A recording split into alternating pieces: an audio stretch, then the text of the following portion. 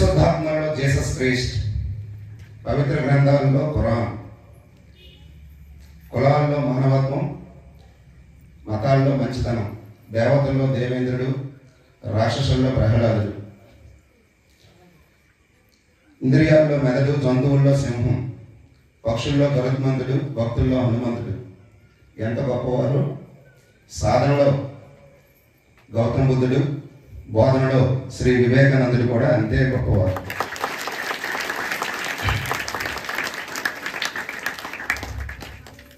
వివేకానంద అంటే వి అంటే విశ్వంలో ఉన్నటువంటి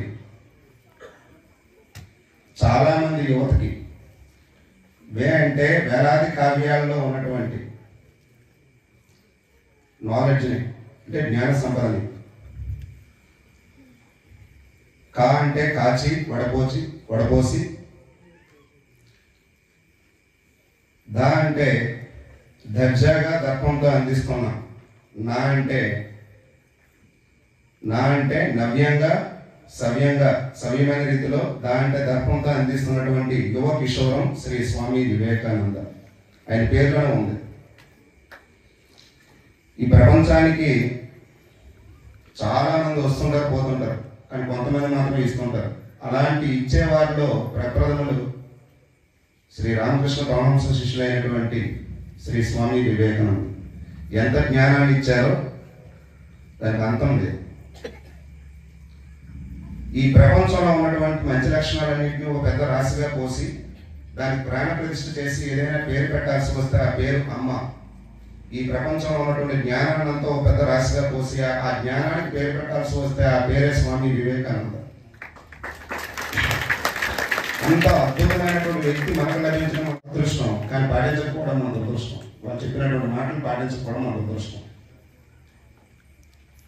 కాబట్టి దయచేసి పెద్దవాళ్ళు, ఇక్కడ ఎంతోమంది మీ ఊరు వచ్చి మీకు ఈ రకంగా బోధిస్తున్నారంటే మీరు చాలా అదృష్టవంతులండి. ఎందుకంటే ఈ ప్రపంచంలో, ఈ దేశంలో, ఈ రాష్ట్రంలో, ఈ జిల్లాలో ఎన్నో గ్రామాలు ఉన్నాయి.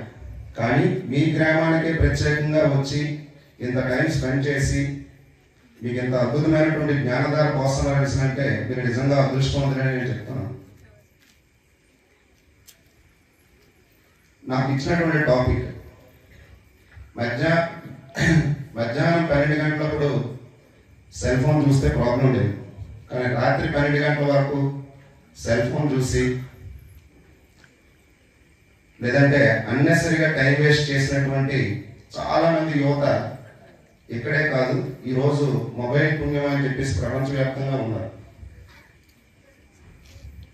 ఈరోజు మనల్ని చెడగొడుతున్నది ఏదంటే మొబైల్, బాగు చేసినది కూడా మొబైల్. ఎందుకంటే చాలా నాలెడ్జ్ ఈరోజు మొబైల్ వల్ల చాలా మంది నేర్చుకుంటున్నారు.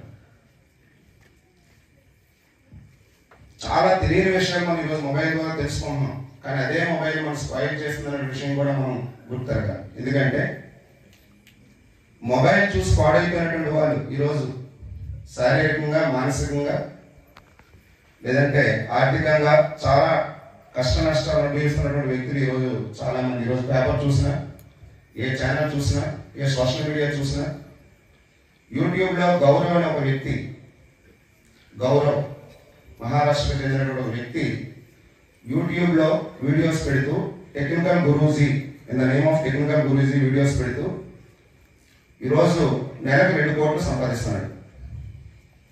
అదే యూట్యూబ్లో చాలామంది వీడియోస్ చూసి చాలా స్పాయిల్ అయిపోతున్నటువంటి యువతను మనం ఈరోజు చాలా మంది చూస్తాం.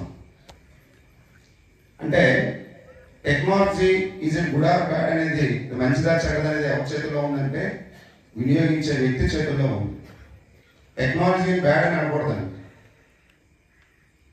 మనం దాన్ని ఎలా ఉపయోగించుకోవాలో దాన్ని బట్టి ఉంటుంది.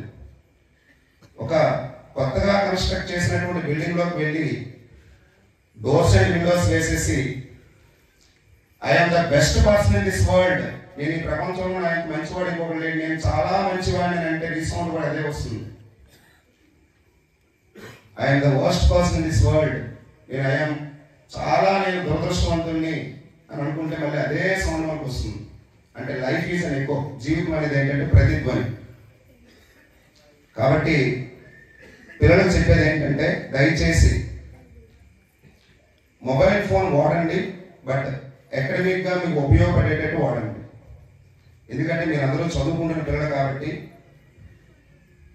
అయితే ఎడ్యుకేషన్ లేదా ఎంటర్టైన్మెంట్ లేదా స్పిరిచువాలిటీ అనేది ఉండాలి.